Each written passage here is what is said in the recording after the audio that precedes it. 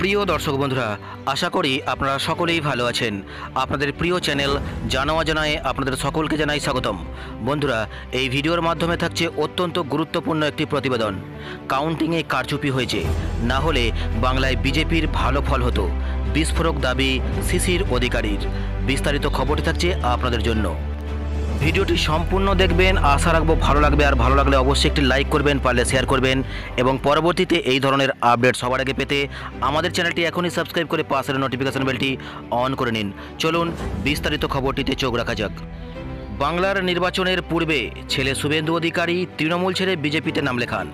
সেই সময় পিতা শিশির অধিকারী জানিয়েছিলেন বাংলায় বিজেপি দারুণ ফল করবে, তবে বিজেপি বাংলায় সাফল্য পায়নি।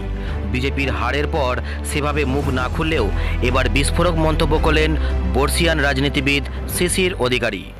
বাংলায় 200 আসন জিতে ক্ষমতায় আসবে বিজেপি, এমনই প্রচার চালাচ্ছিলেন বিজেপির ছোট বড় সব নেতাই। 200 গণ্ডি তো অনেক দূরের কথা, 2 অঙ্কের গণ্ডিই পেরোতে পারেনি গেরুয়া শিবির। আবারও একক সংখ্যা গরিষ্ঠতার ভিত্তিতে বাংলা শাসনের চাবিকাঠি চলে যায় তৃণমূলের হাতেই। অবিভক্ত মেদিনীপুর জেলার 35টি আসনের মধ্যেও খুব ভালো ফল করে তৃণমূল।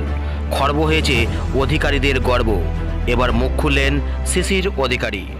এবার তৃণমূল জয়ের পিছনের নোংরা রাজনীতির অভিযোগ করলেন শিশির অধিকারী।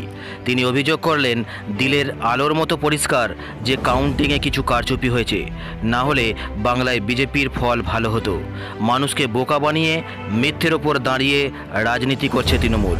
ভবিষ্যতে ঠিক এর ফল পাবেন মমতা ব্যানার্জি। ধন্যবাদ, ভালো থাকবেন, সুস্থ থাকবেন।